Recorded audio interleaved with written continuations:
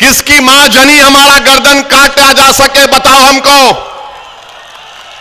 कौन है वो जो हमारी गर्दन काटना चाहता है? बताओ, मैदान और वक्त मुकर्रर करो, हम भी देखना चाहते हैं। और याद रखो, अगर तुम मुझे काट भी दोगे तो मैं अल्लाह के नाम पर शहादत पाऊंगा, मैं मरूंगा नहीं, जिंदा रहूंगा।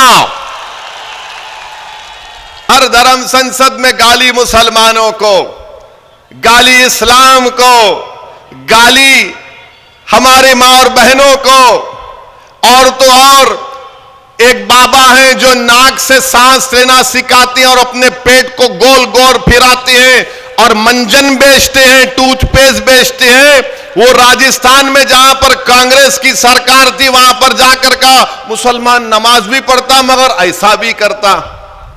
बाबा आपको क्या मालूम इस्लाम के बारे में? अगर नहीं मालूम तो सीख लो, मगर झूठ तो मत बोलो। तुमने अनाप शनाप बका, बाबा पे कोई एक्शन नहीं। राजस्थान में कांग्रेस की सरकार है, एक एफआईआर इशू करे, बाबा चले गए। बीजेपी का एक एमपी कहता है दिल्ली में मुसलमानों का समाजी बायकॉट करो। बीजेपी के एक भोपाल की एमपी बोलती कर्नाटका जाकर वो चाकू तरकारी काटने के लिए इस्तेमाल मत करो, गले काटो। भारत के प्रधानमंत्री आपके एमपी बोल रहे हैं कितनों को काटेंगे? क्या आप गले काटना चाह रहे? कितनों को काटेंगे बताओ आप? और आप ये समझ रहे हैं कि मुर्गी के बच्चे हैं, अपनी गर्दन को पेश कर देंगे चाकू के सामने। किसकी मां जनी हमारा गर्दन काटा जा सके, बताओ हमको। कौन है वो जो हमारी गर्दन काटना चाहता है? बताओ, मैदान और वक्त मुकर्रर करो, हम भी देखना चाहते हैं।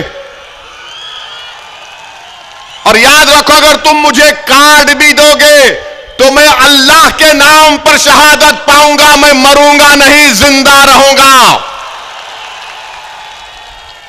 मैंने जुनैद और नसीर को कहा कि शहीद है, जिंदा है, इनको मुर्दा नहीं कहा जा सकता।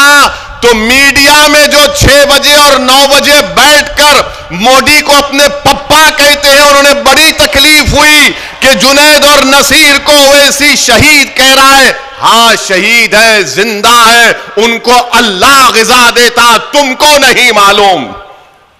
हमने इस बात का मुतालबा किया कि चीन भारत की 2000 स्क्वायर किलोमीटर पर कब्जा करके बैठा है। डेप्सांग और डेमचाक में हम ये मुतालबा करते हैं कि नरेंद्र मोदी, अगर आप वाकई में 56 इंच का सीना है तो चीन को चप्पल से नहीं बल्कि गोलियों से मारकर निकालो भारत की सरजमीन से, अगर 56 इंच का सीना है तो। मगर हमारे वजीर आजम चीन का नाम लेने से डरते हैं। बीजेपी और आरएसएस के लोग तो हिंदू राष्ट्र की बात करते हैं, मगर ये पहलवानों के जबान से चीन नहीं निकलता, टाई टाई हो जाती है इनकी। अरे 2000 भारत की जमीन पर चीन कब्जा करके बैठा है, क्या तुम्हारी सरकार इनको नहीं निकाल सकती है? वो डेप्सांग और डेमचाक में चीन ऑल वेदर रोड बना चुका है, वहां पर बैठा हुआ है।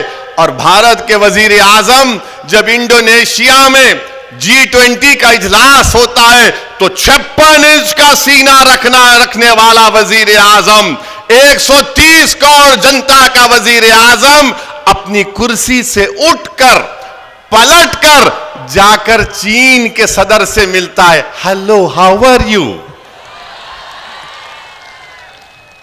ये चीन जो हमारी 2000 स्क्वायर किलोमीटर पर कब्जा करके बैठा है, और ये तमाम संघ परिवार के चमचे, मोदी के अंधभक्त, जब उनसे कहा जाता है कि देखो ये देश का प्रधानमंत्री उठकर चीन से मिल रहा है, तो बोले क्या करना चाहिए था फिर? हाथ नहीं मिलाए। अरे मैंने पूछा मिलने की जरूरत क्या थी? हमारी जमीन पर जालिम कब्जा करके बैठा है। हमने मुतालबा किया कि चीन जो जमीन पर कब्जा करके बैठा है उसको खाली करवाया जाए। मेरे अजीज दोस्तों और बुजुर्गों, इज्जतदार मां और बहनों, हमने अपनी पार्टी के 2 रोजा कन्वेंशन में जो धर्म संसद किया जाता है, नाम निहाद धर्म संसद, उसमें धर्म संसद करके हर धर्म संसद में गाली मुसलमानों को, गाली इस्लाम को, गाली हमारे मां और बहनों को, और तो और एक बाबा हैं जो नाक से सांस लेना सिखाते हैं और अपने पेट को गोल गोल फिराते हैं और मंजन बेचते हैं, टूथपेस्ट बेचते हैं। वो राजस्थान में जहां पर कांग्रेस की सरकार थी वहां पर जाकर का मुसलमान नमाज भी पढ़ता मगर ऐसा भी करता। बाबा आपको क्या मालूम इस्लाम के बारे में? अगर नहीं मालूम तो सीख लो, मगर झूठ तो मत बोलो। तुमने अनाप शनाप बका, बाबा पे कोई एक्शन नहीं। राजस्थान में कांग्रेस की सरकार है, एक एफआईआर इशू करे, बाबा चले गए।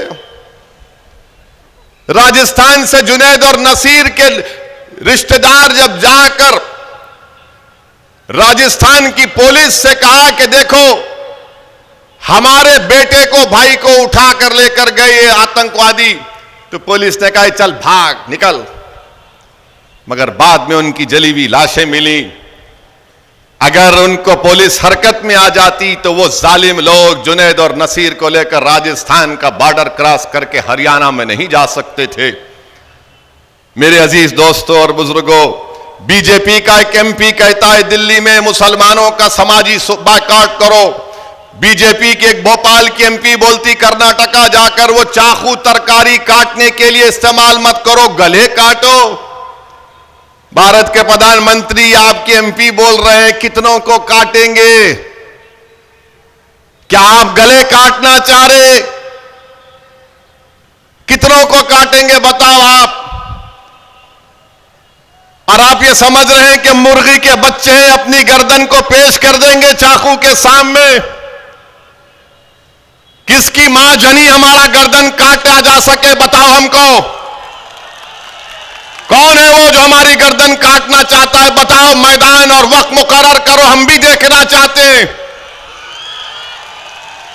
और याद रखो, अगर तुम मुझे काट भी दोगे तो मैं अल्लाह के नाम पर शहादत पाऊंगा, मैं मरूंगा नहीं, जिंदा रहूंगा। मैंने जुनैद और नसीर को कहा कि शहीद है, जिंदा है, इनको मुर्दा नहीं कहा जा सकता।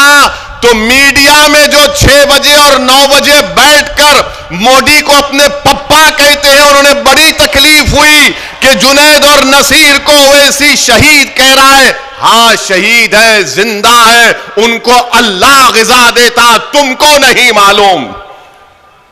जुनैद और नसीर शहीद हैं और आप जो है आपकी एमपी पे कोई एक्शन नहीं लेते, कोई एक्शन नहीं बीजेपी की तरफ से। और भारत के प्रधानमंत्री बोलते हैं, एक गाना, पुराना गाना गाते हैं भारत के प्रधानमंत्री, उसकी ट्यून ऐसी है कि सबका साथ, सबका विश्वास, सबका विकास, सबका प्रयास। प्रधानमंत्री ये गाना बहुत पुराना हो गया है, ये गाने में सच्चाई नहीं है, धोखा है।